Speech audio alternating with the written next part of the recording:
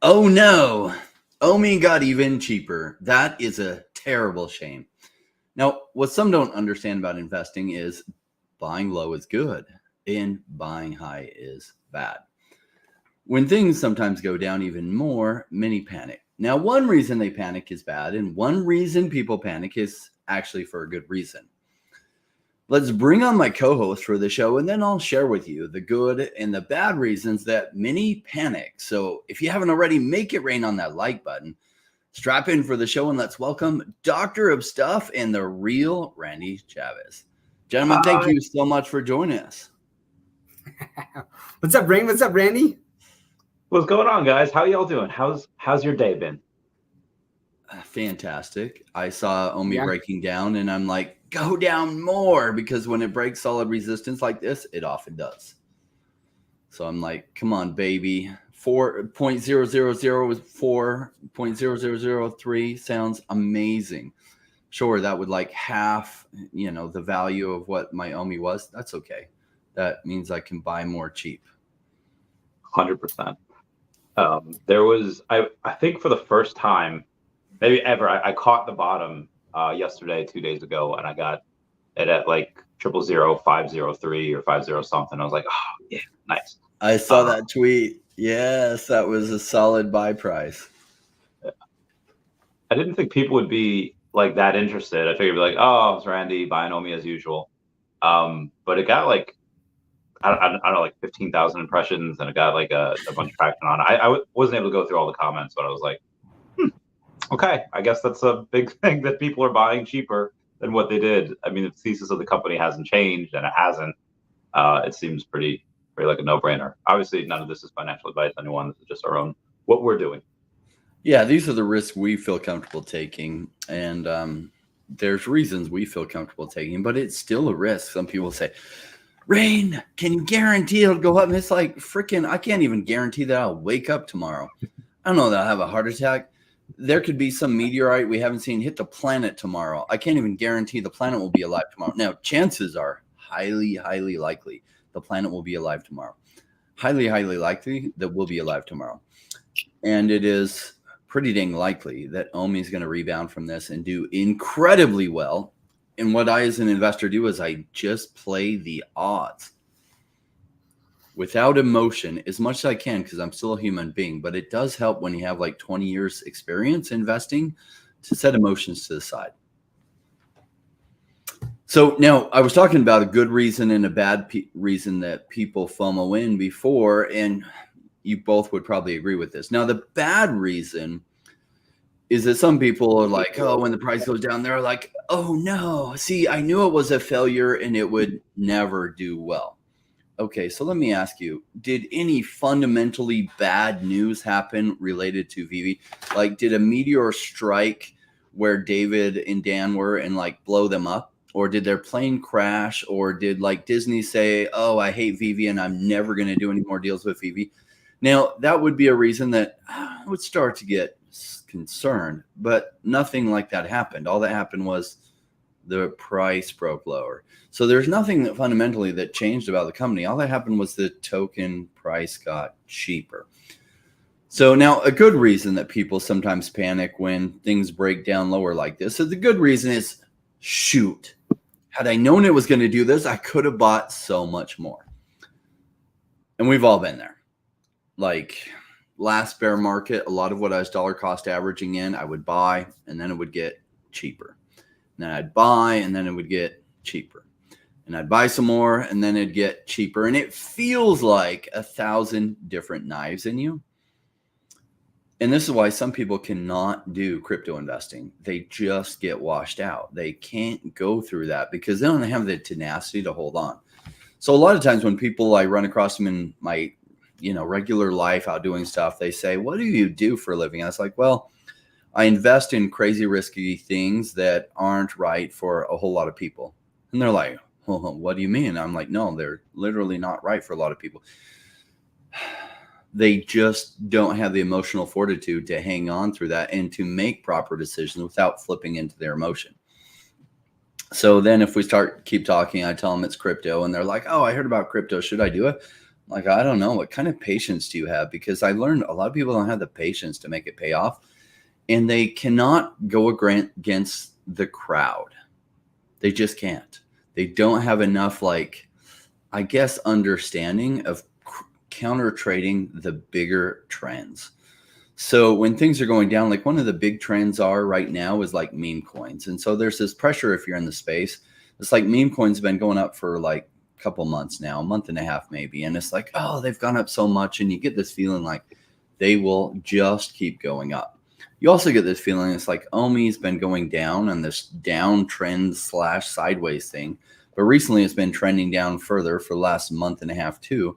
So you get this feeling like OMI will never stop going down and meme coins will never stop going up. So what do people do? They sell their OMI that's at drastically low prices and they throw them into meme coins. Oftentimes, just in time to learn the lesson that unfortunately when I was new at crypto and I had a feeling that this wasn't the right decision, but I didn't have full reins on my emotions. So I made some of these exact trades just in time to roll it into something that then I caught the retracement on because they did stop going up. And the thing that I had been holding on to, well, all of a sudden took off. And I thought, gosh, I kind of knew that that's what might happen. But I just had to touch that hot stove and get burned myself. So how are you all feeling? I know, like Randy, your tweet obviously got a lot of traction. Oh my gosh, it's so low. How's your overall sentiment? Pretty good. I mean, I see it happen with projects, and I think you'll be able to answer this as well. But I mean, we like Definity. We like we just got Manu Chowdhury over on the podcast, CEO, and if you had bought that X amount of years ago, I think he might still be down, but it's because they had a setback and then they had to work through that, and they've been building mostly in silence for the last few years. But they have had the core people that not only the community, but just the people on the team have stayed. And it's like, okay, well, you have to have somewhat of a good vision and be a good boss in order to go and have these people go in and stay with you and build with you. Like they're not doing it for free, and they're not doing it for just for an okay thing. They want to do something that matters. So I think when you see David going on and saying, hey, we have two, I thought he said one, but Mr. MC1 was on Monday and he said that they have two. Uh-oh.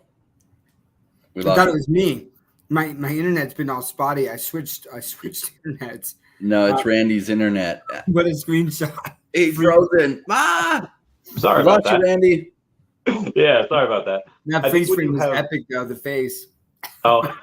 Now we got this big, like, fuzzy thing. That's cool. We can hear you though. I hope someone took a screenshot of that. But when David goes and says, hey, we have a bigger IP than Blackpink, I don't think he was talking about the LOL surprise dollars, which they did just announce, so we can go over that later, especially because of the burn mechanics they have. But it seems that, hey, after they announced Blackpink, they've had a bunch of more calls of people coming in, and they said, like, hey, heard you got Blackpink. Let's revisit this negotiation that we had, or I know last time, the negotiation didn't go well. So I'm trying to think of what that is, and it's just license after license. That can't be a bad thing, especially when do all of them sell out? No, but do enough sell out and do enough of these companies make money? Absolutely. When you're making a bunch of these companies money, and again, I know people are just saying like, hey, yeah, it's great that VeVe makes money, but it's not helping my bags. Again, if you have David and Dan that are two of the biggest holders of the token, they're heavily incentivized to make that go up. Mm-hmm. But they don't want a big pump and dump. They want something that is sustained. They want something that grows slowly but surely but steadily. But then eventually, when that narrative changes, it'll take off, and it's not going to matter. They're all going to. They can do nothing. They can skate. They can rest on their laurels. But the thesis of the company hasn't changed. I was buying at 0001. Really like it when it's half that at 0005. As long as money keeps coming in and it stays at, and the thesis of the company doesn't change, I have no issue buying here for the next 6 months wherever it takes off. And I'll do that with the rest of the projects too. Agreed. Agreed. What about you, Doctor? What's been on your mind today?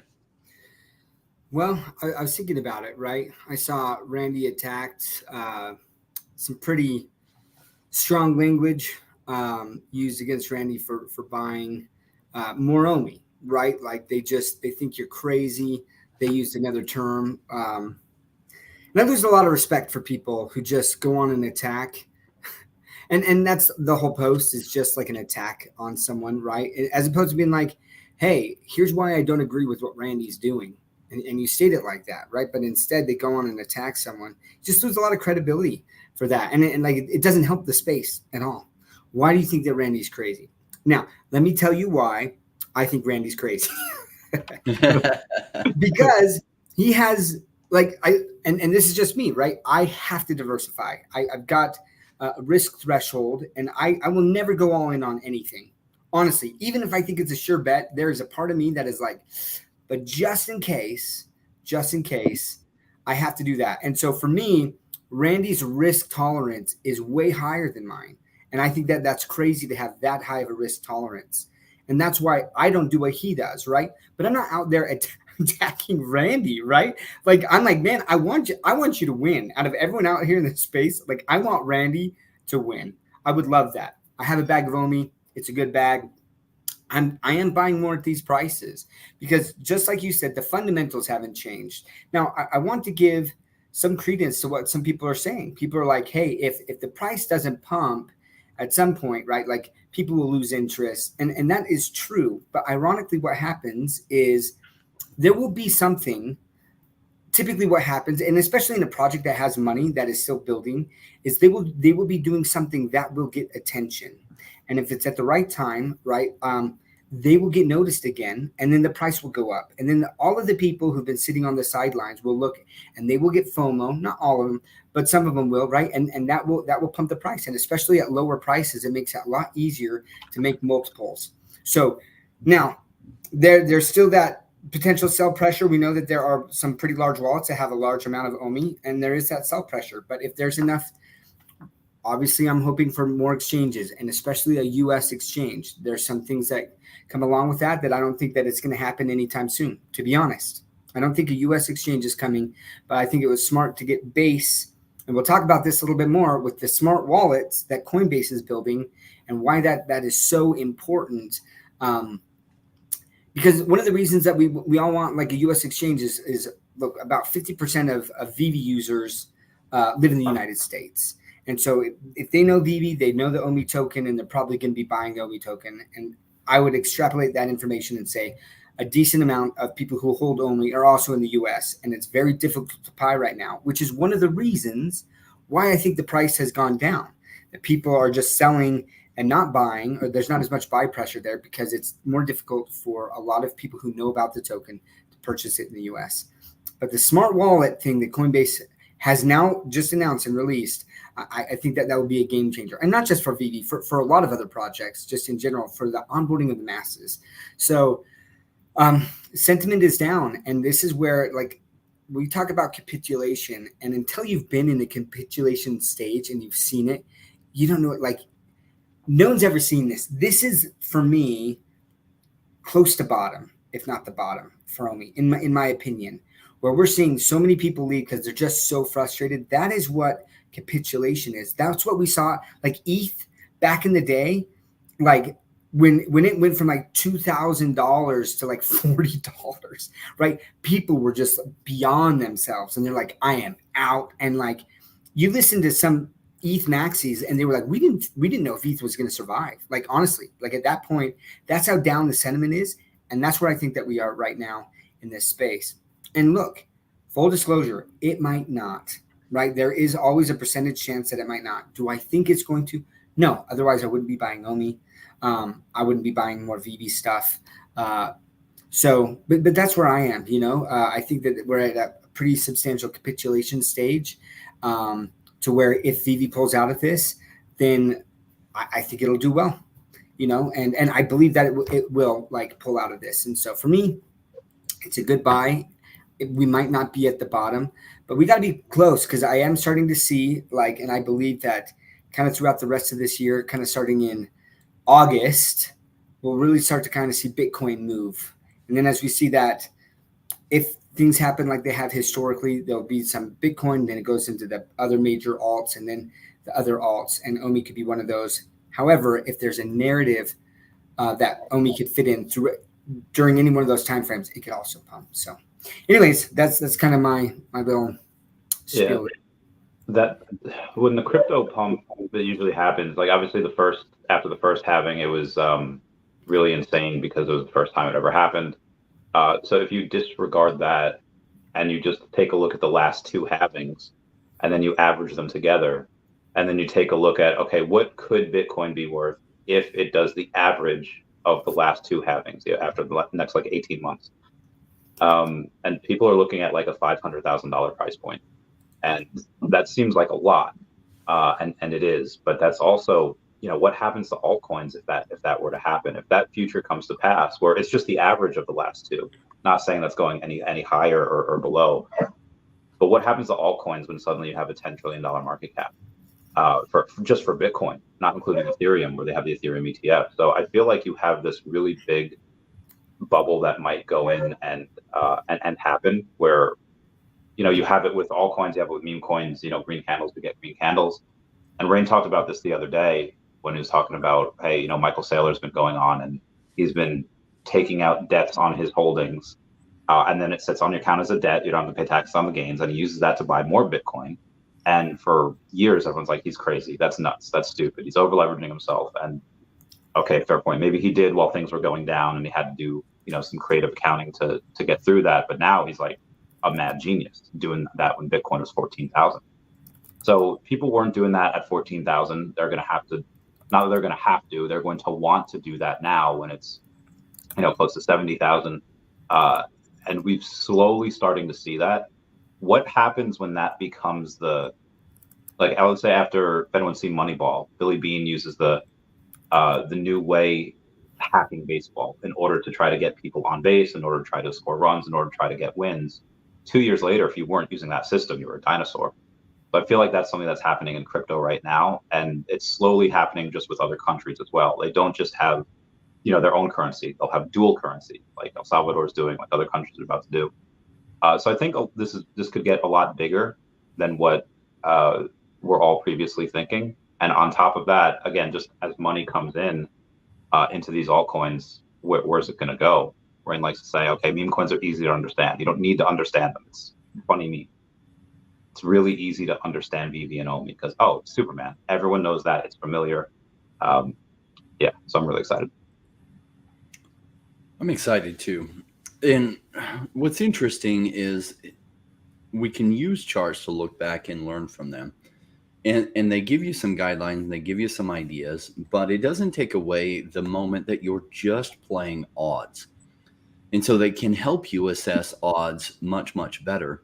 But you could be playing poker and your odds of winning can be 95% and you can still lose. And so a lot of what this is playing the odds. And overall, when you're playing the odds, one of the reasons I diversify is I play the odds and I diversify because sometimes a freak thing can happen. Sometimes you can have a 95% chance to win and you lose. However, on average, you're going to crush it. So what I love about crypto is we have this 4-year cycle. And you have essentially almost every 4 years, there's been a parabolic move in crypto where the public wakes up to crypto and then you have new people with new money coming in and it pumps first into Bitcoin, but also into meme coins and those take off. Then what happens is that money then runs into things with more deeper fundamentals. And so there's some comments and I don't mind, I appreciate comments like this. Phillips Philly's batter. Why would you buy these risky coins when you're already rich? Dude has lost touch, didn't adapt to the new cycle and it's about to get wrecked. You got greedy Rain going for the 50x instead of the 5 to 10x. Okay, valid argument. Cool. Is he right? Well, we're going to find out.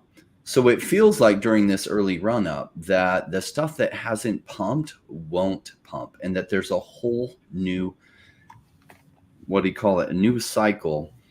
That people like me haven't adapted to the new cycle. Well, I've heard that kind of argument before, and it played out differently than that. Maybe that's right this time. I doubt it. So are meme coins taking off? Yes. Will they possibly even continue to take off? Well, when new people come in with new money, that's one of the first things that they go into. So in the short term, meme coins might continue to go up, but they're getting to a risky point, because the higher they already go, the chances that they continue to go up go down, and your potential loss from a reversal goes up incrementally. And so right now is a really risky time to buy meme coins. Look, people want to play that game. Cool. That's just not the game I play. I invest in fundamentals. And what happens is, as Bitcoin takes off and as some of the things like meme coins take off, the money then rolls into things with stronger fundamentals. Is a lot of these new people with new money, they start looking at other things that are more substantive. Plus, some of the early people who do play the meme game and Bitcoin game that know how to time that market well, they then roll it into things with bigger, stronger fundamentals. Now, last cycle, I tried to play this game that I had it in Bitcoin, and I was going to then roll it from Bitcoin into some of the altcoins I had. But some of the altcoins I picked ran early. So I actually lost more ground than I gained by doing that. So this time, my very focused effort was, I'm just going to hold the altcoins with fundamentals that I like. And it's okay, whatever. If Bitcoin runs early and they do nothing but go down, that's fine. When they do start running, like Bitcoin might have made a 4x, you'll find out that 4x is nothing for something like OMI when it starts running, because it'll start going up and it will 4x, and then it will 10x, and then it'll 15x, and it'll be like, oh crap, I lost massive gains. And that's why I didn't make that play this time, is because last time, it's not that I didn't do well last cycle. I did really well. I could have done better. So am I right to do it this cycle? Well, we'll see how it plays out. But overall, like, I mean, sure, you'll find that you can always have made finer decisions. Had you had a magic crystal ball, you would have made $1 billion instead of whatever number you do make. Cool. Is that reality? Well, you just got to play the probabilities, not knowing exactly the timing that things will play out, and take good strategic bets. And OMI is one of those strategic bets that I'd say the odds are really, really good. Will the narrative turn to digital collectibles? Well, I think so. What do you gentlemen think? Yeah, 100%. I would say nothing's 100%, but it just makes sense. I mean, you go on and you take a look at, like you said, we have a bunch of new people. It's getting to the point where there's so many people in crypto that you have presidential candidates trying to see like who can be like the most pro crypto, because that's what 50 million Americans have crypto. So even if, half of them, if it's a big enough issue for them to go vote, and it's a big enough issue for them to they're a one problem issue, then you have a lot of new people that are going to have found money. And when they have found money, what do they do with it? They go and they spend it. Like that episode of Big Bang Theory. As soon as Penny makes like $4,000 on this hairpiece sale that she has the boys doing, she goes on and she buys shoes. When people are asked, hey, if you won the lotto, what would you, it's like even in the question, what would you buy? It's not like, what would you invest in? How would you better the world? How would you go and make sure that lasts forever? I'd buy a boat, I'd buy a house. Some people go a little bit more degenerate. But in that, you're going to have people that go in and throw money at everything. And then at some point, just by accident, it'll get on digital collectibles. I mean, we even had Dapper Labs after that lawsuit happened. They had just advertised recently, I think it was today, that they had 2 big sales. One of them was NBA Top Shots announced a 1-out-of-1 Chet Holmgren sale for $32,000. You had multiple sales on VeVe for thousands of dollars. One even happened on my stream on Monday, where Mr. MC1 had bought a secret rare, Miles Morales, and then there was another. 2. Wait, he got 2? That's my understanding. I thought he bought 2. No, he bought one, and then somebody else bought one, I think. Oh, maybe that's what it was. I thought he bought 2. Okay. Maybe he did. Maybe he spent $18,000 that he did. Damn, the dude's a beast. But yeah, I mean, the sales here they're still taking place. You had that Golden Tricks bunny that sold for $7,777. Now a lot of these are special mints. This isn't the norm. Wasn't that one kind of like questionable? Like, I don't know. I've seen some things about like, was that like a sus sale? But those It other might have ones were been. legit sales, right? Yeah. Yeah.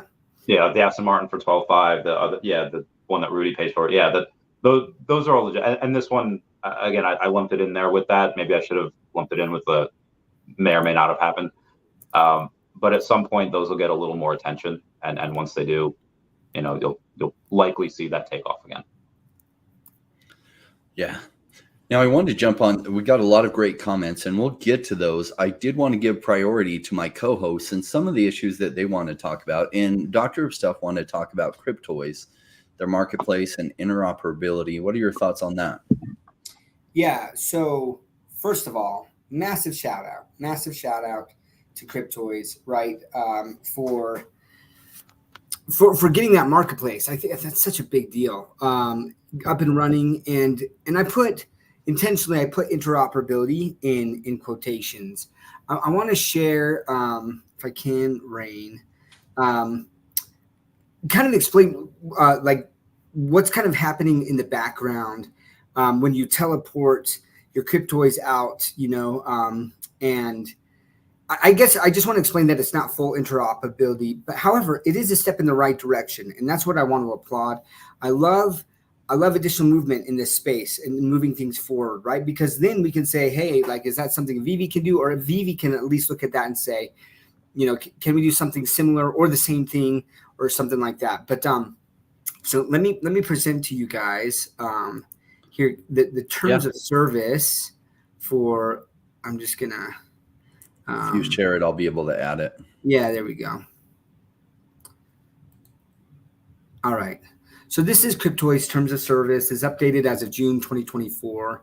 Now, kind of what happens is you've got your Cryptoys in a backpack, right? That's kind of where they're held. You can have them in their package. You can open up the package, right? And if you open up the package, then they'll be able to be played in a soon to be built, or it's in the process of being built, kind of like little world with your toys. Again, I think all of that's awesome. Now, if you want to then like make it interoperable, they call it teleporting. You can teleport out of the Cryptoys, like the backpack. And really what happens is sends a message to, I think, what's the company called? On-chain, I think, is the company. And on-chain will then mint your Cryptoy on Polygon. It says on one of the approved blockchains. My understanding is currently, I think it's only Polygon. So you've got this NFT on Polygon, and you can put it in your MetaMask, right? The MetaMask is currently the only wallet that is approved for that, and they've built out that interoperability with. This is all great, but here's what. So it becomes a wrapped Cryptoy at that time, right? When you teleport it out. So here's what's important, right? Is basically number 7, teleportation, right? It's a process of utilizing a smart contract that enables users to exchange their Cryptoys on the platform for a wrapped version of the Cryptoys to be held off platform in a self-custody external wallet. Teleportation out. Users connect one of several approved third-party external wallets. My understanding right now is it's only MetaMask. And they choose what Cryptoys they want, right? And they're going to teleport that out. So it's minted on a permitted blockchain with a 2D image. So obviously it's not going to be 3D. You're not going to be able to move it around, but this 2D image of it, and it's deposited in this connected wallet. So here's some of the issues, right? Is, let's see. User conduct.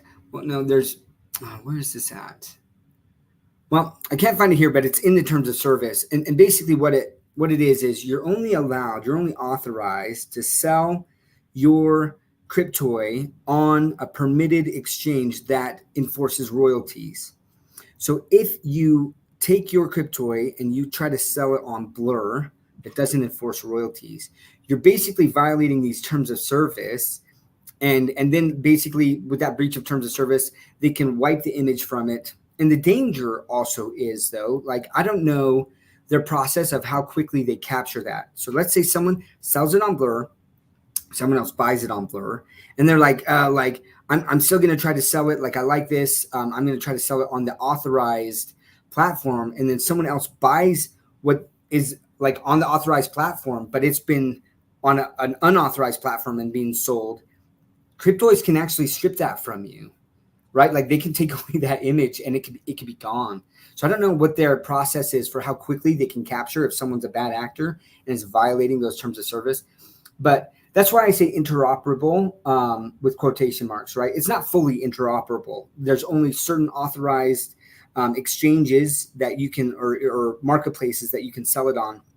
If you sell it off of that, it's a breach of terms of service. But it is a step in the right direction, right? Like the fact that you can hold it in your wallet, that's what a lot of people want. That's fantastic. And that you can sell it for USDC. And they've had some decent sales. I saw some of the Ultra Grails. In fact, Big A talked about it. I think like one Ultra Grail sold for like $750. Big A, you can correct me if I'm wrong. And then like right after that, like another one sold for like $850. Fantastic, right? Like I want cryptoids to succeed.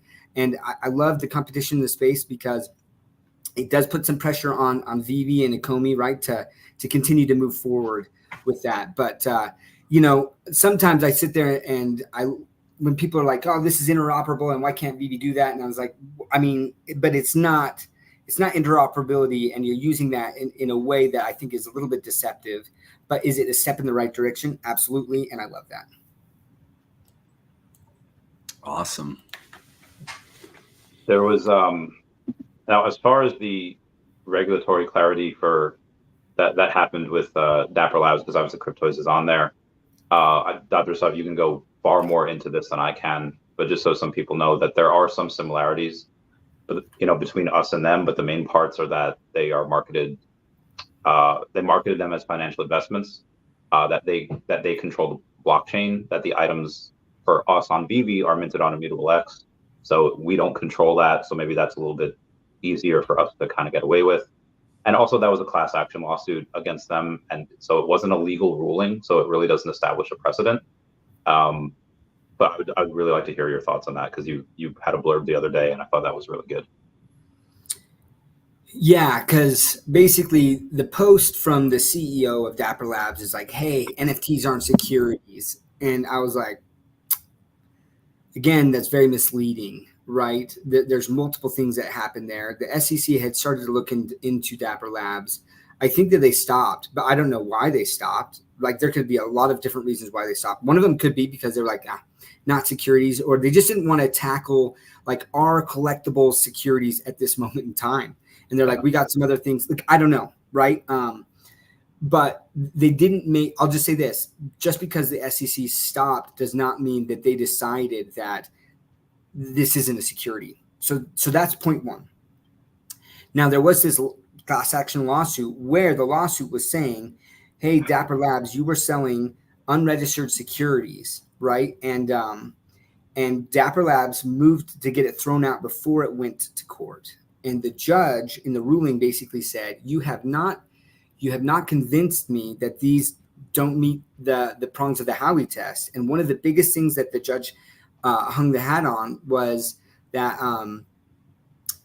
they basically controlled the Flow blockchain, right? Like they own that. And so as part of this class action lawsuit settlement, they basically are creating a DAO that will own the blockchain, and that the people who own Dapper Labs won't be in full control of it. Now, it's kind of, you have a DAO, and if you have the majority of the tokens, you still kind of own it, right?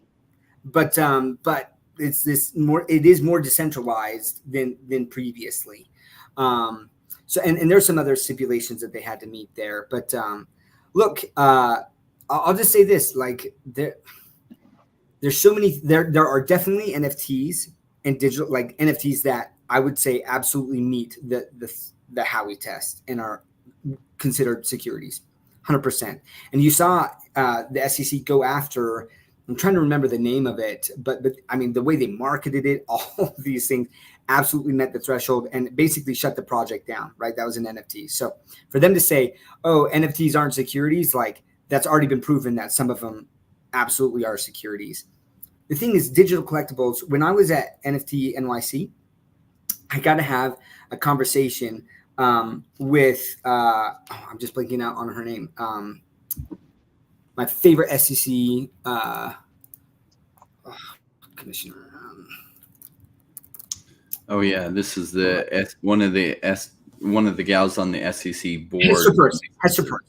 It's Hester Peirce. So she spoke at NFT NYC, and one of the things that she talked about was she's just like, look, there are some of these NFTs that are securities, but for heaven's sakes, right? Like, you already said that Pokemon cards were not securities, and just because you make them digital does not make them securities. And she's like, but we have to provide some clarity around that, right? So you definitely have people helping, like on the regulator side, that can see a clear difference between digital collectibles, and she actually said digital collectibles, right? She didn't say NFTs at that point. She said digital collectibles, and NFTs and art, even, right? Digital art. She's just like, the ability for these artists to collect royalties. I think that needs to happen, and we need to be able to create regulation, or Congress needs to be able to provide guidance and clarity on how to make that happen. But full disclosure, right? This space is still completely, it's a gray area, and could a lot of these all of a sudden be considered like unregistered securities?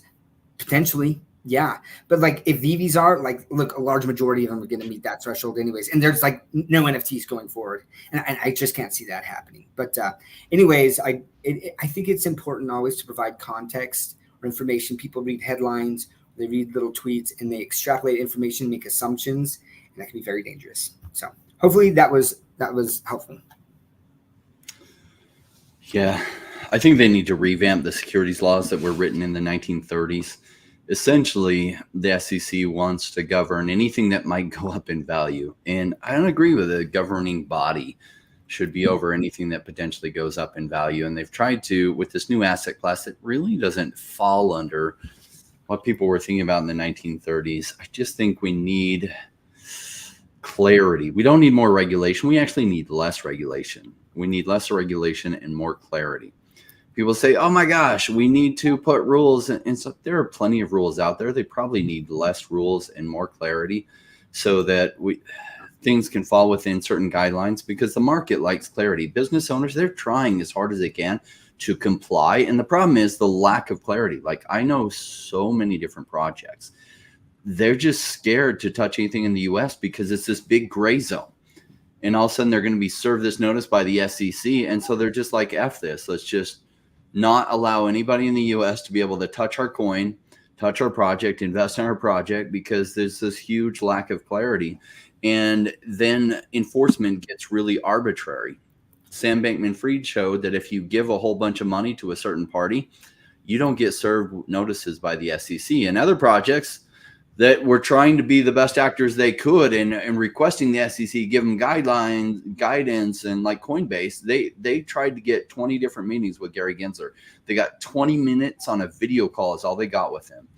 And, probably they weren't giving enough political contributions to Gary Gensler's party. I don't know, because Sam Bankman-Fried didn't have any problems getting in touch with him. And so sometimes bad cops, what they want is lack of clarity, because then they can selectively enforce it. And it's kind of like, oh, you forgot to pay your dues. I would like to think that's not what's happening with Gary Gensler. I don't know. I can't say that's not what's happening with him.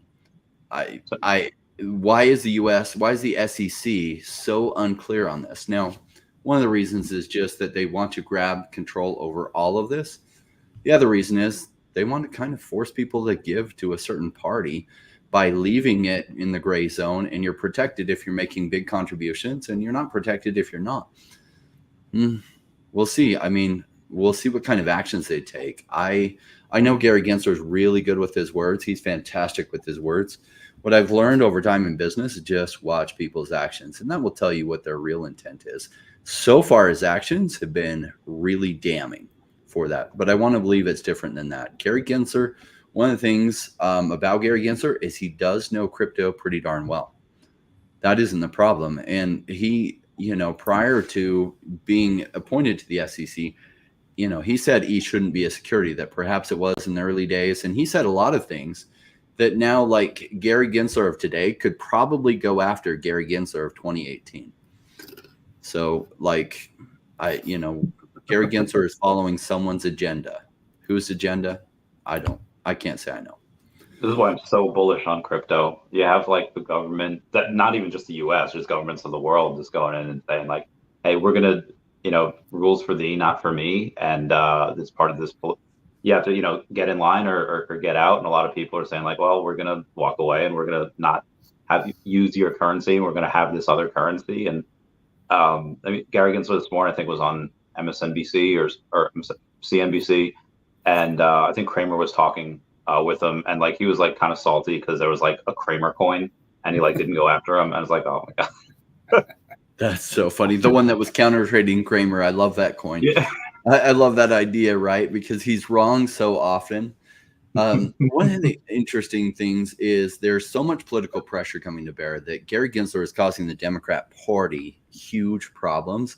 And a lot of the Democrats are waking up to this. Some of the Democrats would be very pro-crypto. In fact, some of them are. And so they're realizing that a bunch of people are single issue voters. That's like, don't touch my freaking crypto, because they missed the ability to make massive wealth on buying a house because they can't afford a house. They can't afford even an entry-level house in some of these markets. And so like they're like, this is my chance to be able to buy an asset that I can see some real growth in. So stop messing with us in the US. And it's like, hey, I would like to vote Democrat. I can't support the Biden administration that has been totally anti-crypto. Okay, Biden said, oh, maybe he's going to be more pro-crypto, but he just vetoed the House bill that was going to shut down Gary Gensler's new rule that banks can't hold crypto on their balance sheets. Okay, so Biden, like, I get what your words are. I just can't believe them based on your actions. And there's a lot of voters. I think 60% of the crypto space tends to vote Democrat. So we'll see, like, either the general Democrat Party, because I say generally, a lot of Democrats, in fact, this one congressman out of New York totally 100% gets it with crypto. In fact, some of them do. And then some of them don't, like Elizabeth Warren. And there are a few Republicans that really don't get it either. Democrats have been in control of the White House and the SEC, and the SEC has been hugely anti-crypto. And that's fresh on everyone's mind. Let's jump to the next subject and get away from politics.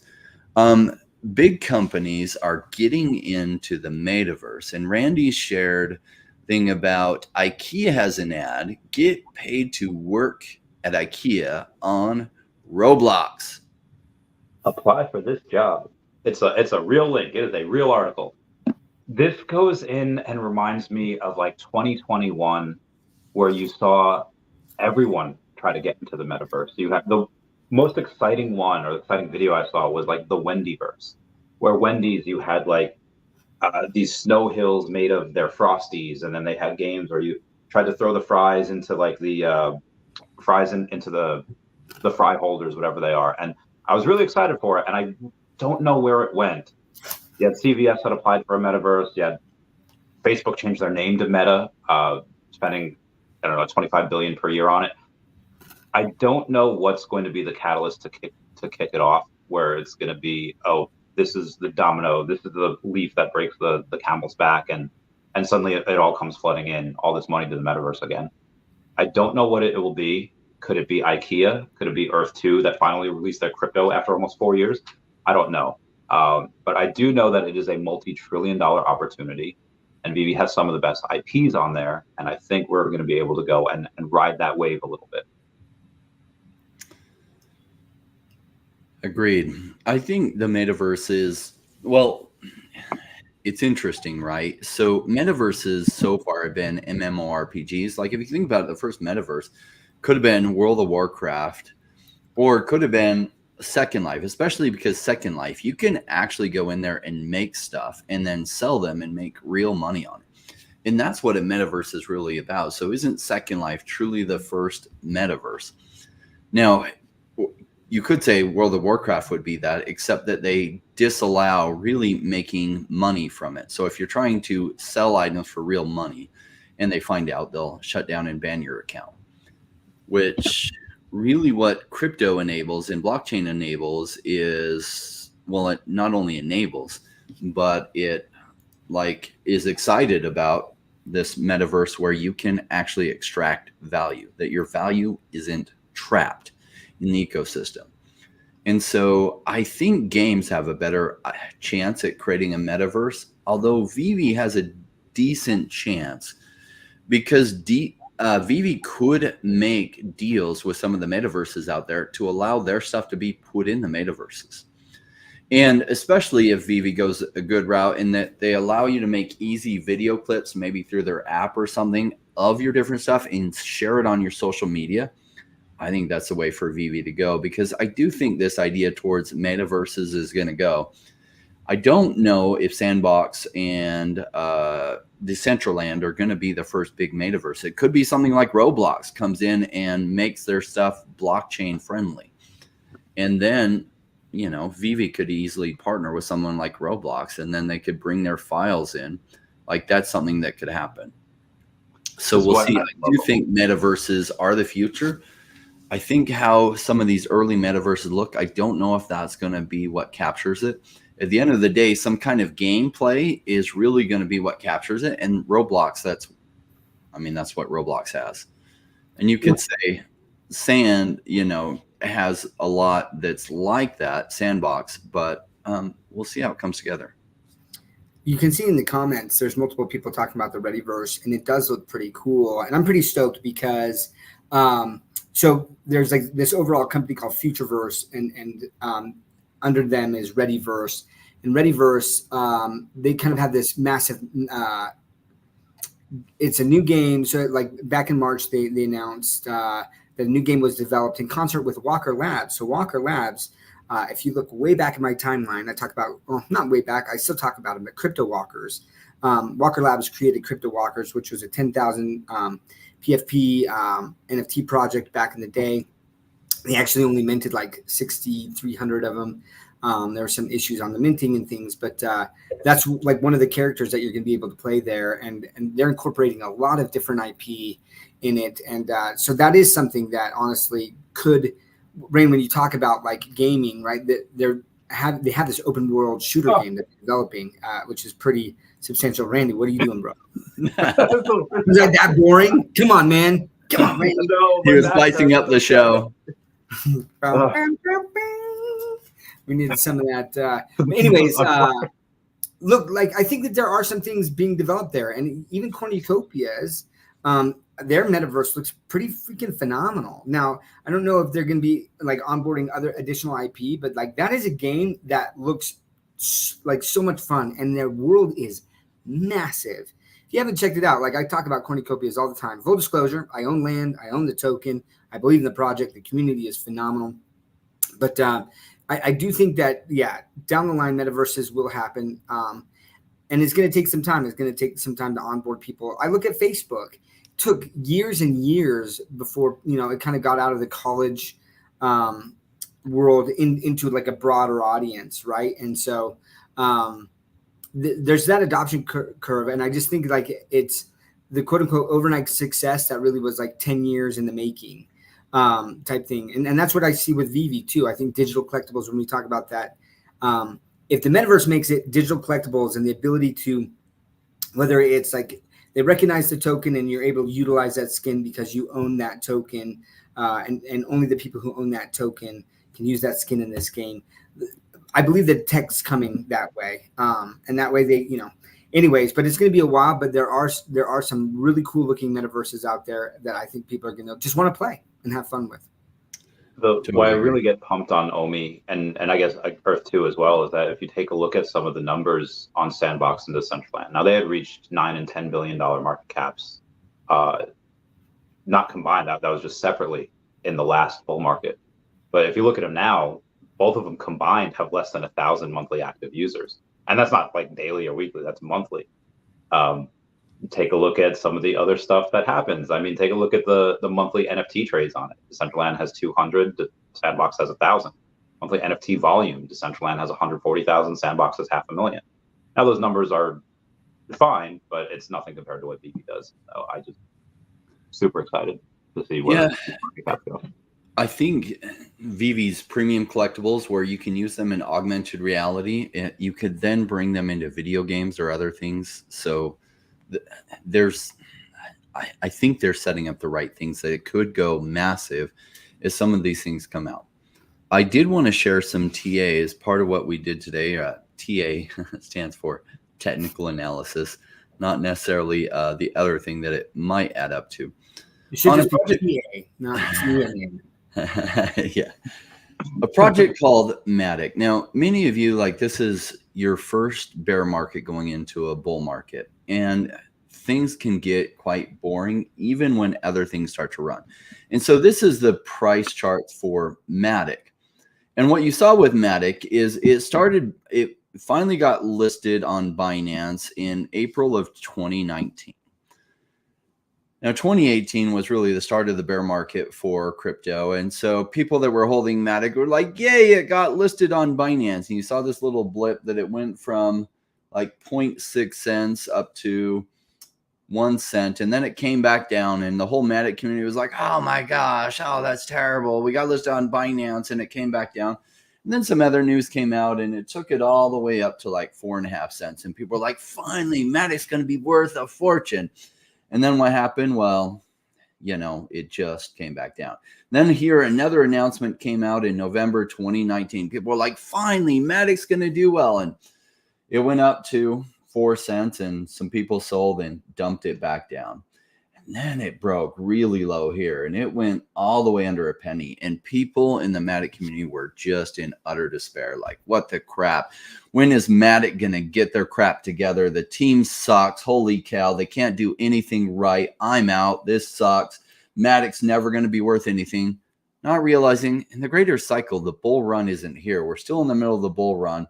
Now, what's interesting is right here, in June and July of 2020,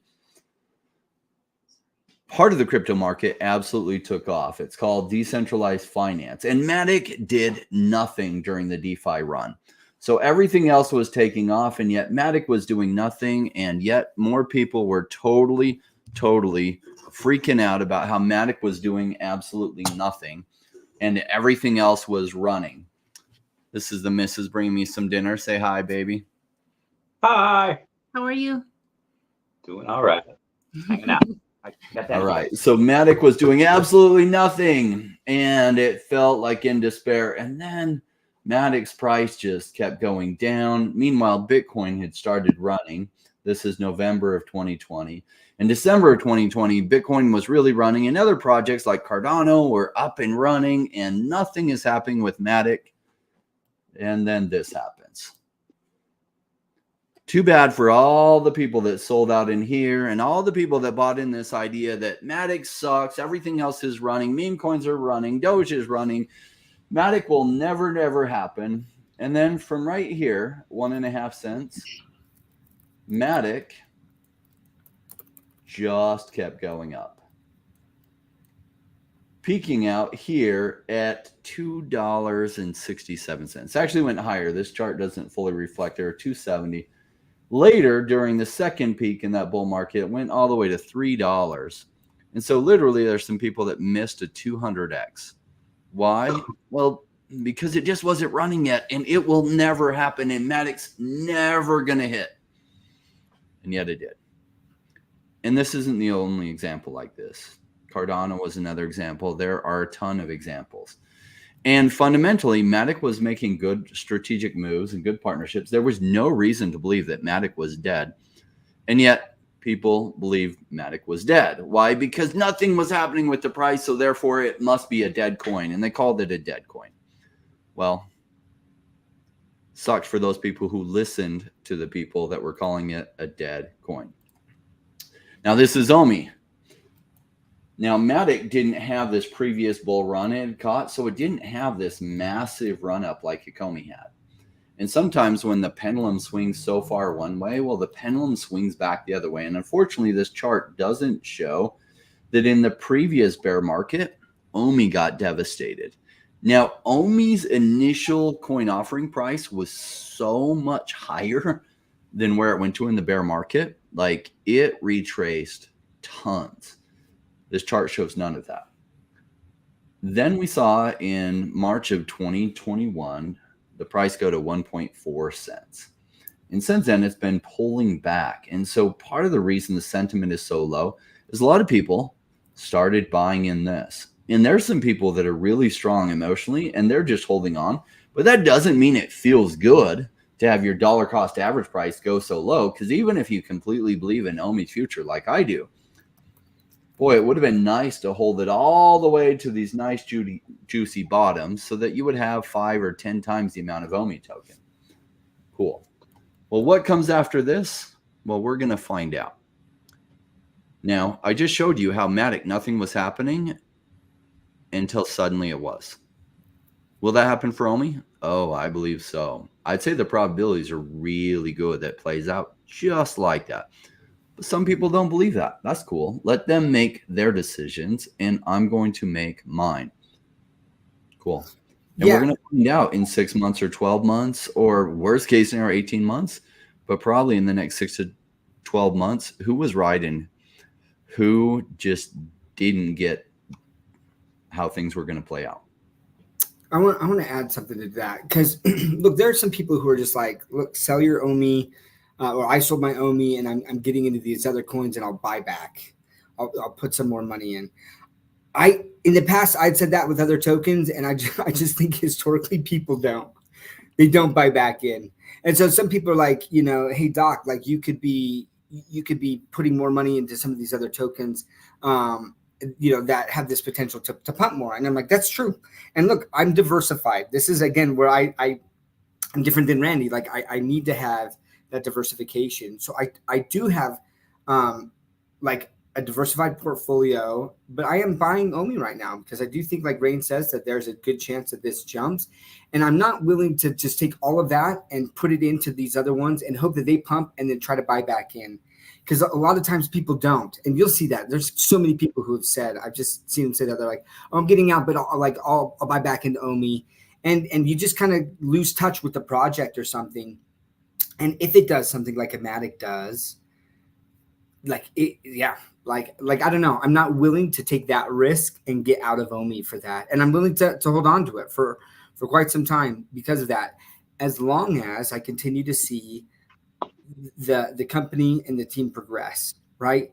And I'm like, I don't want things to go to zero. And people ask me like, what are your thoughts on this or what are your concerns? And I'm like, here's my concerns. And look, Sanjay, Mr. MC1 had a space yesterday where I talked about, I was like, I think that VeVe has shot themselves in the foot with their communication style, with not providing updates. And yes, there are things there can be pivots. There's NDAs. There's a lot of things that can happen in the background. But I'm like, to not just say, hey guys, look, something happened and we had to pivot, or like, okay, let's take this as an example. I don't think that this happened, but let's say it did, right? Let's say that Blackpink was like, hey, we want to launch in June and we need to get all of this ready, when initially maybe they thought that they were going to be launching in September. If I'm VeVe, I'm like, look, all right, well, we got to pivot. We got to take resources and let's put it all towards this to make that happen.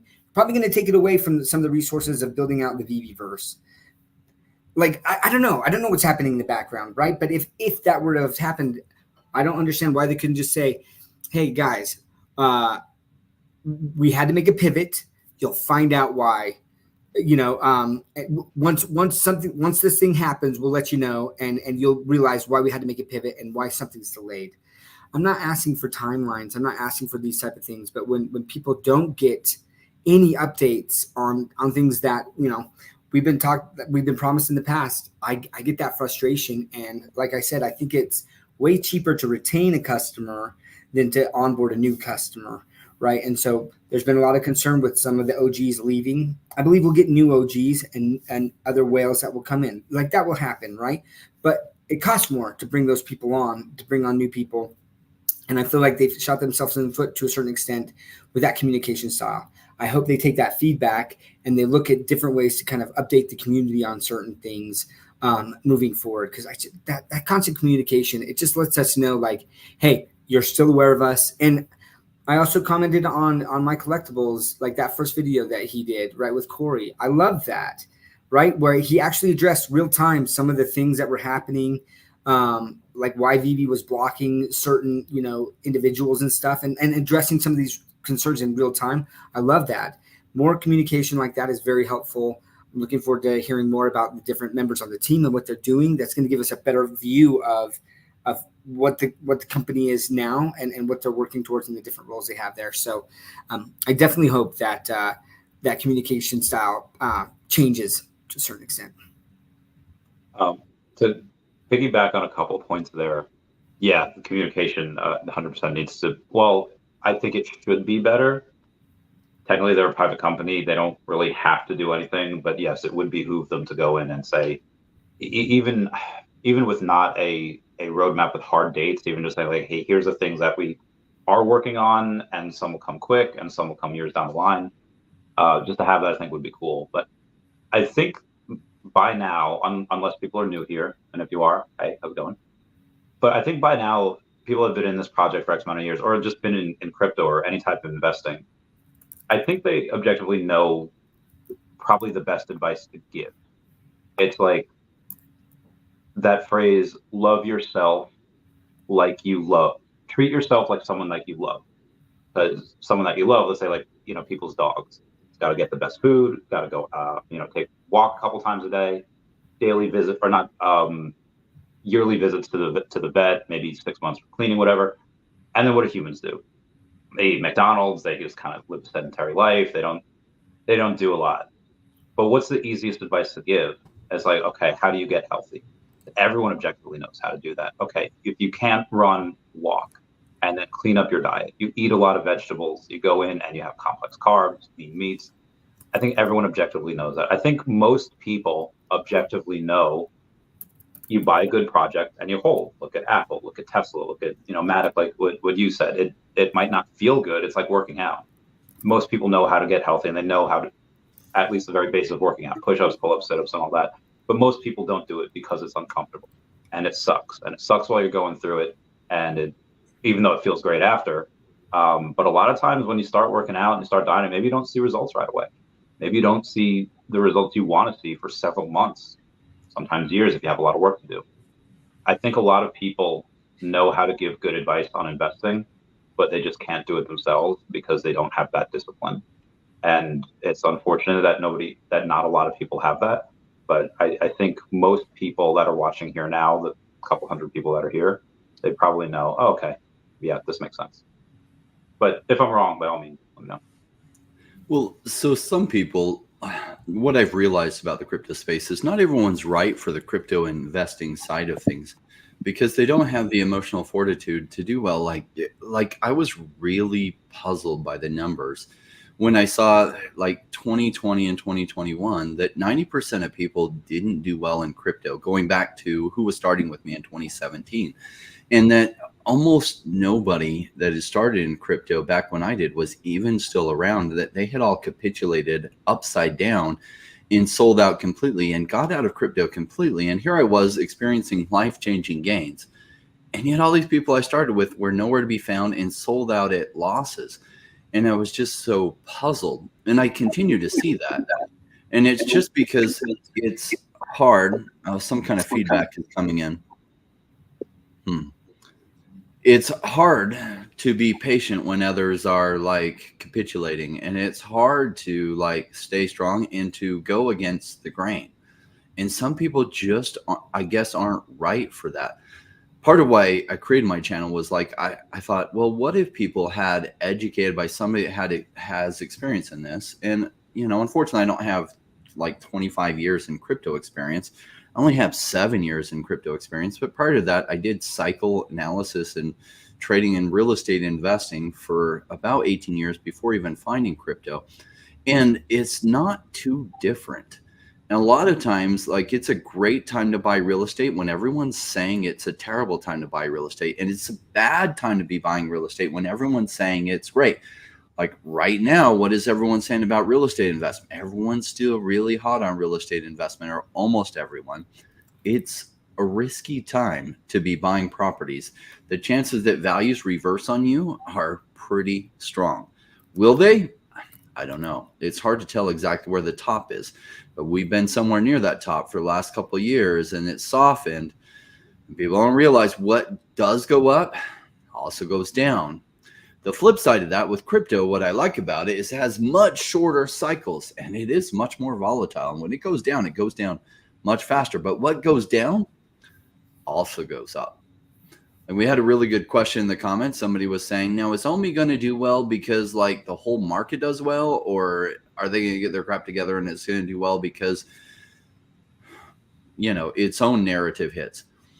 Probably the second, but if not the second, at least the first. So one of the reasons that I think it's one of the safest bets is because I think digital collectibles is a narrative that hits really strong. Not just NFTs, but digital collectibles themselves. Like, oh my gosh, Spider-Man, holy crap.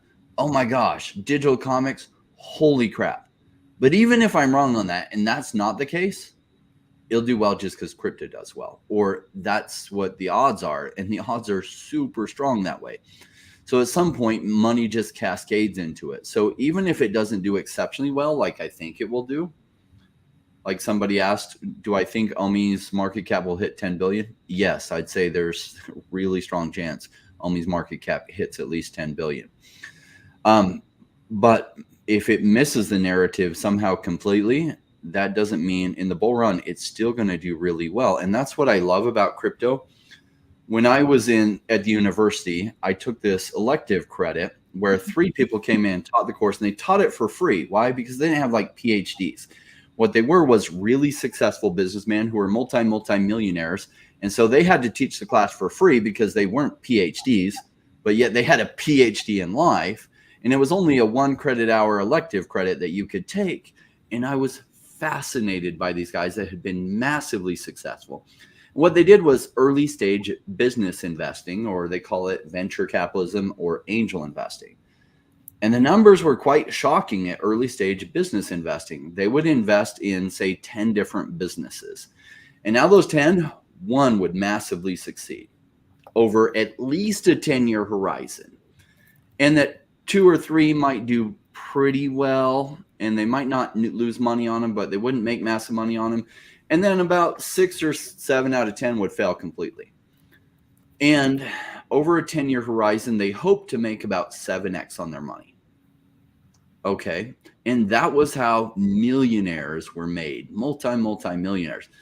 Think about what we have with crypto. Because of the Bitcoin halving cycles, we have this 4-year horizon window. And that a company doesn't have to ultimately make it and be successful 10 years down the road. And yet you might make massive money, even if their narrative doesn't hit, just because crypto flows in and the money cascades into it. And so the numbers of people that are investing the way these angels invested, but you take that and you apply it to crypto, the return on investment is so much higher. Because say you invest in 10 different companies, and over a 10-year horizon, all but one of them fail, but one goes massive. Well, you'll probably have had 2 bull runs during that time period. And so during that time, even if it didn't ultimately succeed 10 years down the road, you could have had some exit points along the way where you could have exited up 30x, 50x, 100x, and then you could have bought lows again. And so if you apply the same thing that these people were doing, you apply it within the crypto space, the numbers are just staggeringly high for the few percentage of people that learn to think about crypto this way.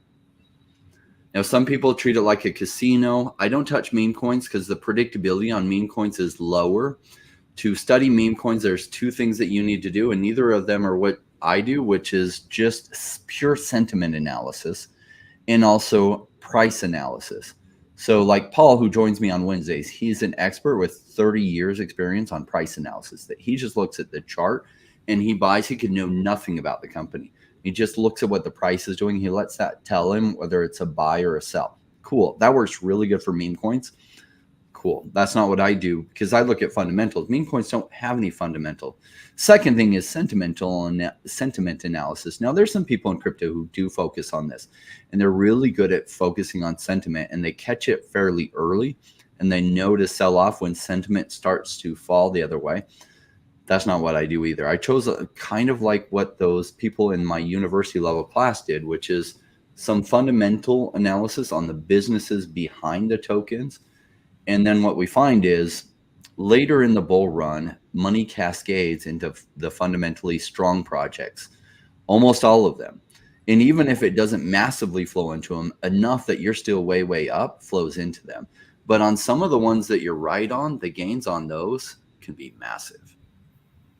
So this is interesting. I mean, you've talked about how like you only do fundamentals, which like I have for the longest time, right? Like, and I love that. And that's where, I mean, I just tweeted about, I'm super bullish on Untangle. I really think that what they're building is pretty spectacular. And Untangle has built out an omni-chain meme coin that they're going to be launching, and I'm going to be going for it. So, like, it'll be interesting to see, Rain, how this does, because for the most part, I don't touch meme coins with the 10-foot pole, right? But I have seen that there's this narrative there that's still there, and I think I'm catching the tail end of it. We'll see, but I completely agree that that the money ultimately ends up, historically it has, and I think that that's where you're making an educated guess that like it's going to continue that way. Now, not all cycles are the same, right? But they rhyme. Like there's a lot that is very similar there. They don't repeat, but they rhyme. But anyways, it'll be interesting to see because there's a couple meme coins that I'm going to be getting into, and Borpa is the omni-chain one. I'm just interested. It's a new one where basically it's going to be on all these different chains at the same time, and Entangle's using their technology to do that. But I mean, back to this original topic, and then I kind of want to jump, if it's okay, Rain, Yeah. to a comment of SoCal OMI Homie, which he's been a huge supporter of around the Ecomiverse and this new show. Like, I really like SoCal. I can't wait to meet him, hopefully at San Diego Comic-Con, if he's going to be around that area there. But one of the first things that he said, he's like, whatever happened to the Blackpink with the music, girls singing on stage, if full collection. Now, what David said, right, if I'm like, because I remember listening to that, and then I saw people tweeting, being like, oh, like, if you put these all together, they're probably going to sing. And I was like, I didn't get that. That's not what I picked up from it. What it sounded like is that he had said you could put these all together and then play the Blackpink music in the background, right? Like they were doing a performance. I never heard anything about them actually moving, about them actually singing, or anything like that. So if you go back and listen to that, I think that people jump to conclusions a lot. That's why David doesn't come on a lot anymore, right? Because he says one thing, people take it one way, and they're like, well, David said this, or he promised this, or the team promised that. And it's just like, geez, like, you can't even talk about these things without people assuming or, like taking things out of context. So when I listened to that SoCal, honestly, I never once thought, okay, that's not true. I thought, oh, that could be potentially the thing. But the way he said that, I feel like he would have said that differently if that was the case. So there's that. But then one other thing that he talked about was, let's see. Oh, just about the communication, right? In order to learn anything about VeVe, you've got to you have to be in Discord, Onyx, and in Spaces or YouTube all the time.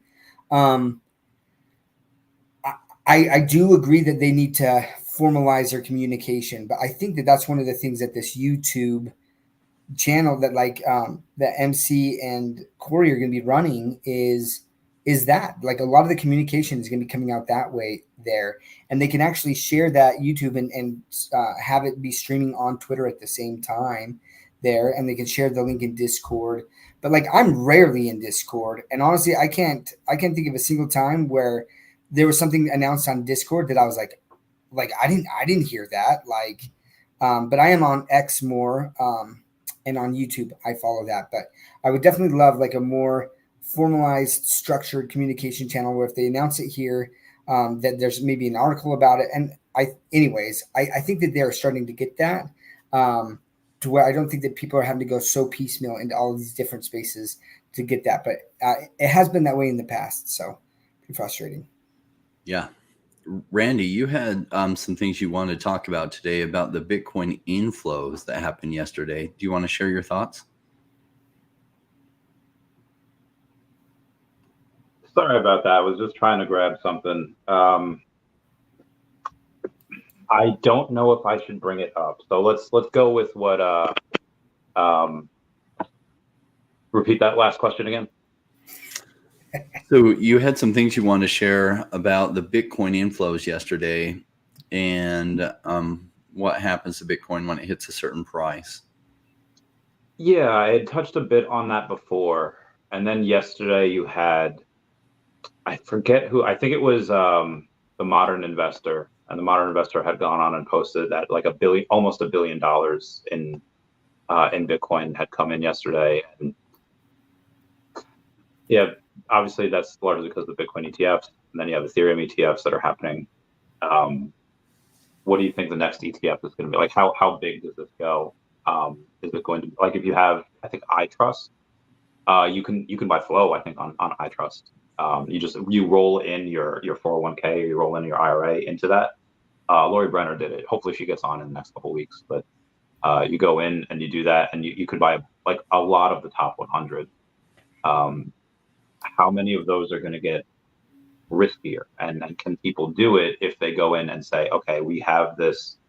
I mean, I guess it's like not really like ETFs, but it would be along the lines of an investment. Like maybe you might have to pass a test, like you do like a driver's license. Hey, pass this investing test, and you're able to get this. Because a lot of big banks, they offered Bitcoin to their clients that had like 8 figures and above before they ever got any of these ETFs approved. I think a lot of that has to do with classism, just like let's offer it to our rich clients, and God forbid we get these Tories and they become one of us, they become rich. But if you go and you take those riskier investments, I think banks would really love to make that money. How far away do you think we are from that? I think we're heading that way. There's a number of dominoes that are setting up that are going to be massively huge. So Michael Saylor had this really innovative idea that nobody else was doing. And I forget when he started, maybe it was 2020 or 2021, where he had this idea of, I have this existing business called MicroStrategies, and I have cash flow from the existing business. I'm going to use that cash flow to take out loans. I'm going to use those loans to buy Bitcoin. And then as the Bitcoin goes up in value, I'm going to borrow against that Bitcoin to buy more Bitcoin and more Bitcoin. And he made like, I think he's turned $1 billion worth of Bitcoin into like 3 billion or something, because it's now about 3x up from his cost basis on it. What's interesting is a company out of Japan just announced they're doing the same thing. And probably if that company in Japan starts doing well, and I'd say their timing is pretty good, then you're going to see a cascade of other businesses doing this. And I hadn't even factored this idea in. Now, imagine if there were thousands of businesses doing this. Number one, as Michael doesn't default on his Bitcoin and Bitcoin continues to go up, banks are going to see it as a less risky asset and loan against it. So there will be funds out there that banks will be willing to loan against it if they can. And in certain countries might be slower than others, allowing them to loan against it. But then they'll see it, oh, nobody's defaulting on this because Bitcoin is going up in value. And then you'll actually see a really, really big run up, even bigger than it normally would have been, because a little bit that is a house of cards. Like part of what happened in the real estate boom was the same thing. Now, I hadn't even factored that was going to happen until I read the story about the Japanese company saying, oh, we're going to take Michael Saylor's strategy and do it too. And then I thought, oh my gosh, if that starts working out from them, I just know how speculators think. And borrowing money to buy crypto, bad idea. It's way too volatile to borrow money to buy crypto. And unfortunately, it creates a house of cards. I mean, kind of fortunately it does. Fortunately for us, unfortunate for some people, because it'll create a bigger boom than we should otherwise have. So maybe we will have a super cycle, because what happens is Bitcoin starts to go up. If more people keep doing this, like it was already going to be a really big cycle with institutions being able to come in and they're not borrowing money to buy this Bitcoin. That is a responsible way to do it, is that they're just using actual assets to buy Bitcoin and ride it. That's the responsible way to buy crypto. And that was going to drive Bitcoin to new highs. And then as Bitcoin went to new highs, well, it's kind of already hit new highs, but when it breaks the 100,000 mark, that wakes up a whole ton of people. And not just like everyday people, but institutions. And then all the politicians are going to feel massive pressure to get on board and really push and make the crypto laws much more defined and be crypto friendly in their own environments. And so that then crypto snowballs really, really well. You add this other thing on top of it. Well, then the pendulum swings too far to the upside. Why? Because if people are able to borrow money to buy a risky enough asset like crypto, it'll go to even crazier prices. But then when it starts swinging the other way, there's going to be a whole bunch of defaults, which then they'll have to liquidate all that Bitcoin, and then it will swing too cheap again. So maybe we are going to have another complete cycle at least. That also may mean we may get a super cycle out of this. But the things that are setting up is this crypto bull run is set to happen. Like, it's ready to happen. It's going to be one wild ride, and perhaps it's going to be even wilder than I had imagined. So I want to talk a little bit about what Randy was saying there. So I think with Lori's that she has a self-directed IRA, and within that she's allowed, there are certain tokens that she has the ability to purchase, which is definitely different than an ETF, right? And okay, so there's that. But then with respect to like more ETFs getting approved, I would say in this current environment, honestly, I think gamblers got to get out like before any more ETFs are approved. So, and that might be as early as November, so we'll see what happens there, but definitely you're going to have someone else in the chair for any other ETFs to get approved. Now I looked while Rain was talking, I looked at Michael Saylor and MicroStrategy, right? And so they have 214,400 Bitcoin at an average cost of $35,180. It equates to he spent about $7.5 billion to buy that mini Bitcoin, and it's currently worth about $15 billion, right? So he's doubled his money there.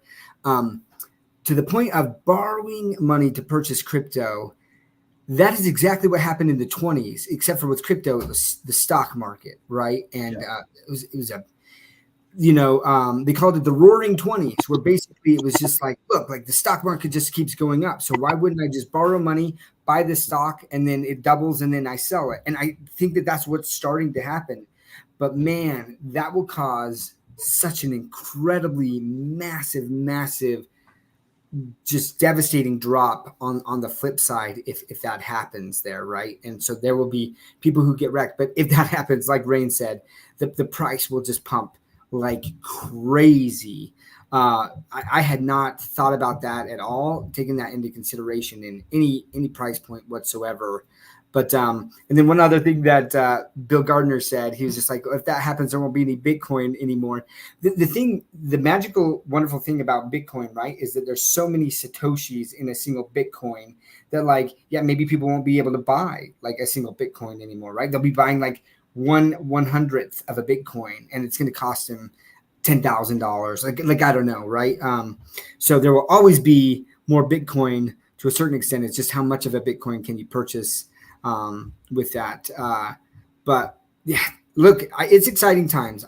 Anyone who's here, hopefully they're diversifying, and like because things are going to hit at different times. I've had multiple tokens that have done so well for me in the last month. It's been super exciting to see while OMI's been going down, and I've taken some of those profits and I bought some more OMI and some other tokens and things. And I'm like, this isn't even the bull run. Well, okay, I believe that we actually are in the bull run, but it's definitely not like the hype portion of the bull run where things kind of start going parabolic. And we're just starting to see inflows. And I talked about this actually, I think it might have even been like the very first episode of OMI is My Homie, where I talked about, or maybe it was on around the Ecomi Base, where I talked about that there were certain institutions that obviously had to go ahead to do to purchase the spot Bitcoin ETF, but there were a ton of other firms, right, that they have to do their due diligence before they can offer the ETFs to their clients. And that takes anywhere from 3 to 6 months. And so we're starting to see now additional inflows as these other firms that are not anywhere near the size of BlackRock, but there's a lot of them, and a lot of them together actually make up a significant portion that can be buying additional Bitcoin. So I would say within the next now 3 months, that we're going to start seeing even more of these firms being able to offer it to their clients, wanting it as they're seeing the news about Bitcoin hitting new all-time highs and where's this going to go from here. It's uncharted territory. This kind of narrative that happens to where I think at the tail end of this year, we're going to really start seeing some pretty substantial movement on Bitcoin. I think so. It's setting up for that. Paul joined me earlier today, and he was looking at the Bitcoin price, and it could break back down. It broke across some lines, but it is at a resistance now. If it breaks the upside of this, it's ready to run. Has been trading sideways for a while. Like somebody mentioned, Bill Gardner, 1 million. He said M Investors said 1 million Bitcoin had been bought up into the ETFs in the last 128 days. At current rate, if this continues by the end of the year, they will own 3 million Bitcoin out of what? There's 21 million out there, and probably 4 or 5 million are lost. So like that's significant. They'll have a hard time getting 3 million more Bitcoin because the price is going to start really going up. And so they'll pay it. They'll pay the price of what would be 3 billion or 3 million Bitcoin now, but they'll only get like 1 million because the price will start skyrocketing as people realize this. And this is part of the reason, like they want the price to be down because they want to continue buying at these prices and not the prices of what they feel it should be going to. What does the shirt say, Doc? I thought you left. So this was a Biscuits shirt because she got a lot of hate where people were like, hey, I thought you left. Like, why are you commenting on TV? This shirt. And I do love it because like one of the things that I constantly say, right, is like you can leave VeVe, but you can't leave it alone. And there's so many people that they'll be like, and some of them truly like they've left and they haven't said anything about VeVe for 3 months. And then they'll come back to like a space, right, where they trash on VeVe some more. And like I said before, as long as there are people that passionate about VeVe, that they are willing to spend the time to talk about it, even if they're frustrated at it, then I feel like VeVe is not dying. You know, it's not dead.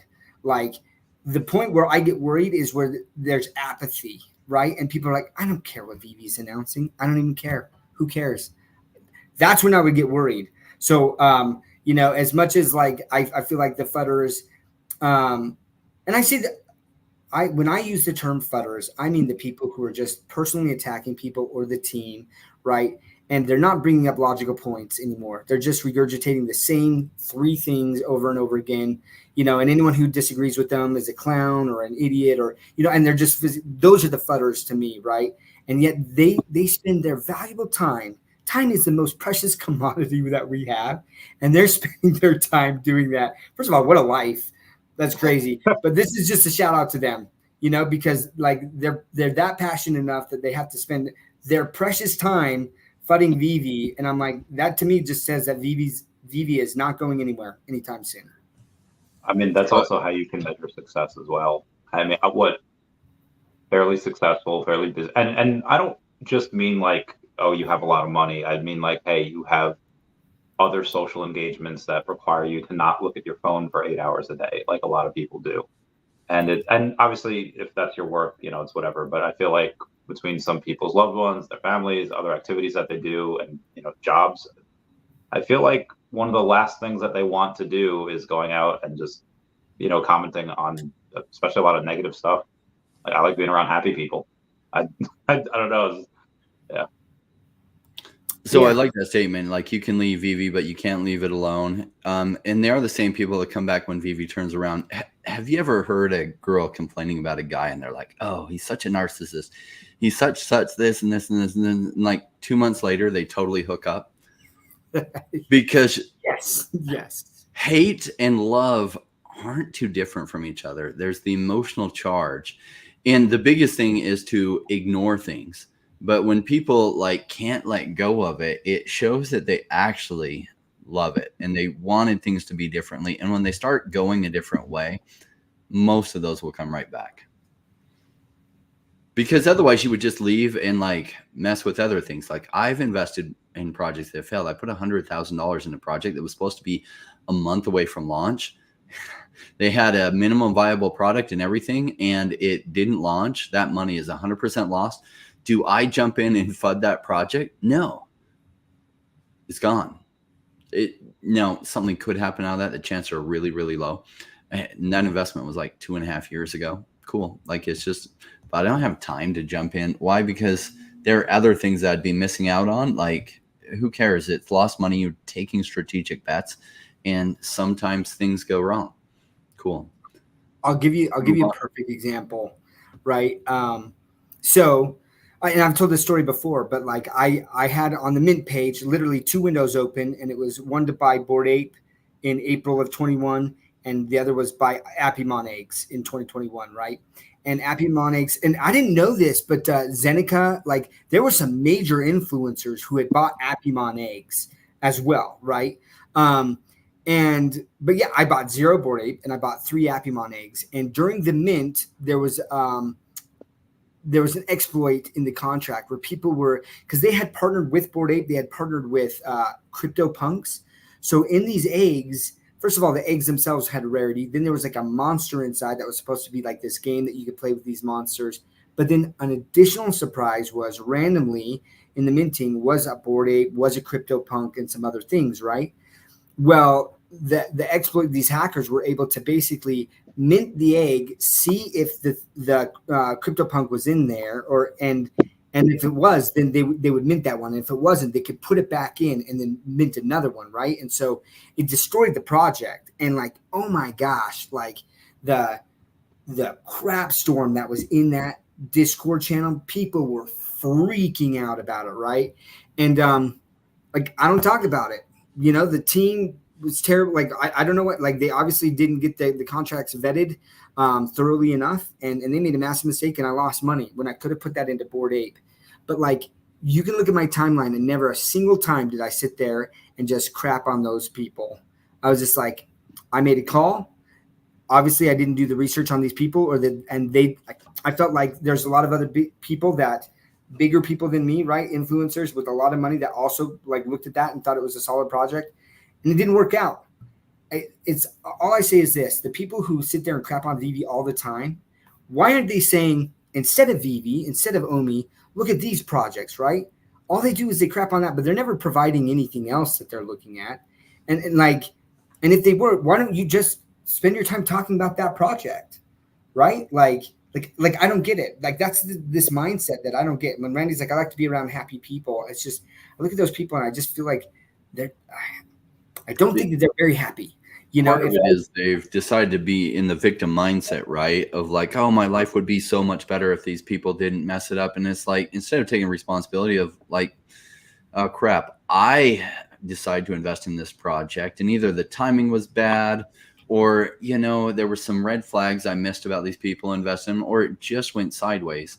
And they get hung up on that instead of learning the lesson moving forward and becoming a better, savage crypto investor. Like they just get hung up on that and they get frozen. Like what I realized when I was new to the crypto space is 2017, I was like new to this, and I had a lot more lessons ahead of me than I realized. But as I learned those lessons, I just kept trying to learn and grow and make less mistakes in the future, because I wanted to become really savage at crypto investing, because I knew that there was money there. There was going to be massive money there. And if I could get really good at the skill of identifying properly the probability of this company surviving versus failing, and learning to buy bottoms in general and sell when the prices go crazy, like the amount of money there was in over an 8 to 12 year horizon might be in the billions, if not tens of billions. There was nothing else I could be doing that could make that kind of money in such a short time frame with my skill set. And I knew this is absolutely the place I wanted to be, but it was going to take a lot of learning curves. And so I didn't have time to sit there and like cry about projects that I invested in that failed or made bad decisions or weren't doing as good as I thought they could, because they made some poor decisions that I might have even warned them about. I would just have to either decide to sell what I had in there and roll it in something I believed in more, or just wait it out. And, you know, you're an investor in these things. Sometimes people, because we all have voice on Twitter, they're just like, they just get on Twitter and they start whining and complaining, not realizing that the way you make gains here is becoming a savage crypto investor. And savage crypto investors don't have time to sit there and whine and complain and spend all this emotional pent-up drama time on people making bad decisions. They decide, okay, is this a project I want to continue to believe in? Okay, if not, they move on. And they don't have time to sit there and join in spaces and be like, oh, VeVe sucks, blah, blah, blah, or whatever project. Why? They're too busy figuring out exactly what they do want to be in and becoming a savage investor. Yeah. That's just a productivity issue as well. I've seen that on other. I went back in Tesla. There was a thing called Tesla Q, and Tesla Qers would be like, "Oh, Elon's got mental health issues, and the cars go on fire, and they he does funky accounting, and obviously it was all, he was laughing in the end."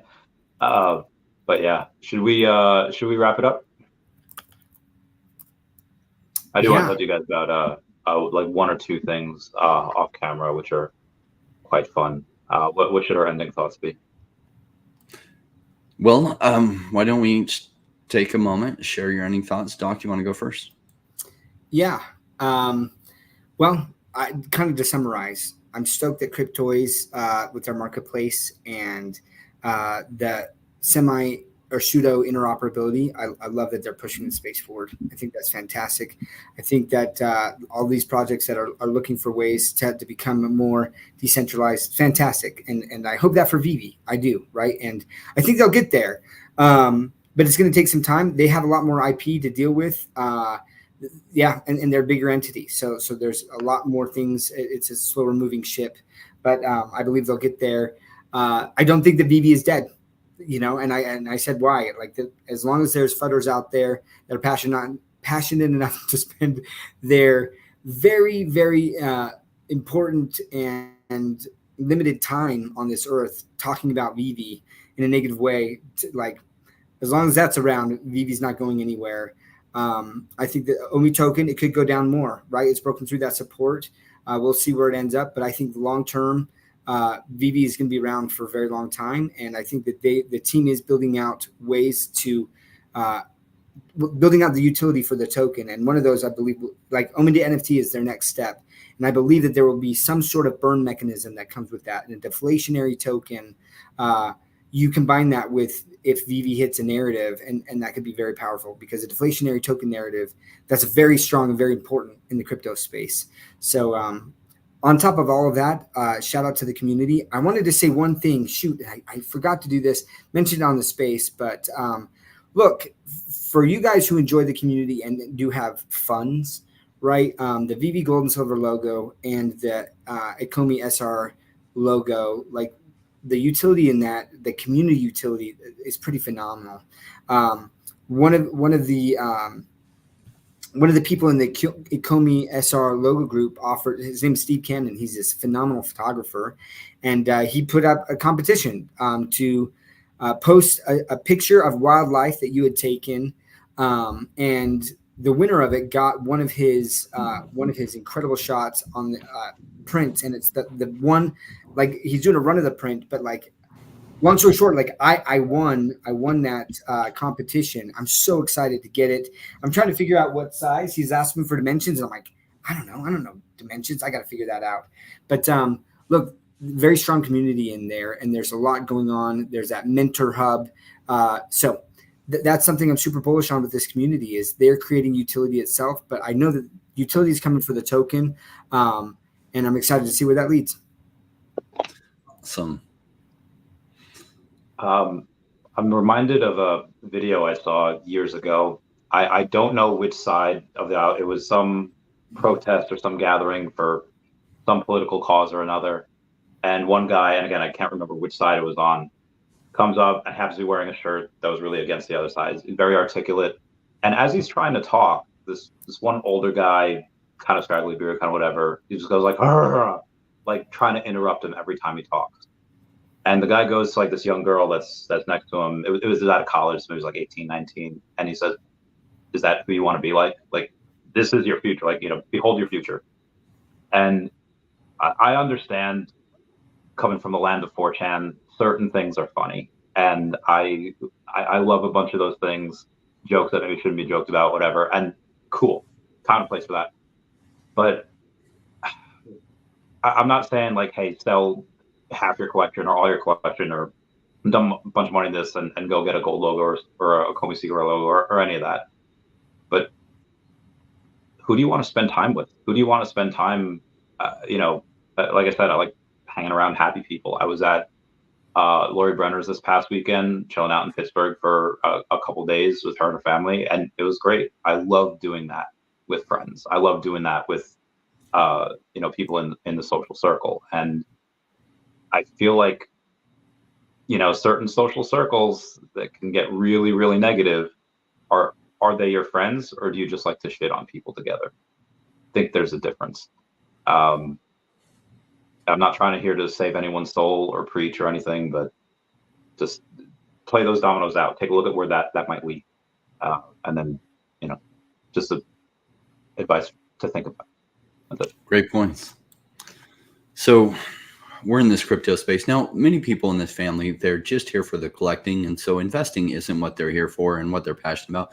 That's what I'm passionate about. Since I was a little kid, I noticed that I grew up pretty poor. I like to joke about I was too poor for Kool-Aid, because my mom would buy 2 packs of Flavor Aid per month. So she'd get her budget, and my parents had a lot of kids and not a lot of money.